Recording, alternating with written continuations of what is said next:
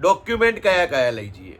તો ફોર્મ ભરવા જાઓ તો આપને આપના બાળકનો જન્મનો દાખલો લેવાનું ભૂલવાનું નથી. જન્મના દાખલાની ઝેરોક્સ લઈને જવાનું છે, ઓરિજિનલ લઈને પણ જવાનું છે.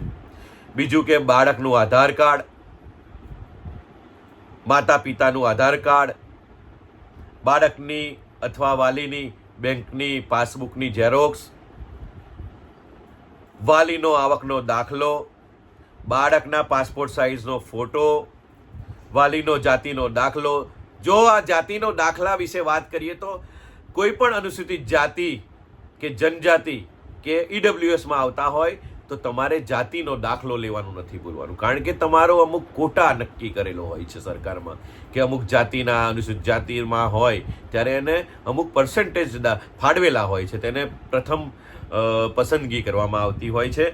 તો જાતિનો દાખલો, તમારા પોતાનું ઘર હોય તો એનું લાઇટ બિલ, પાન કાર્ડ, આ તમામ પુરાવા લઈને સાયબર કાફેમાં જવાનું હોય છે. તો આ હતી આ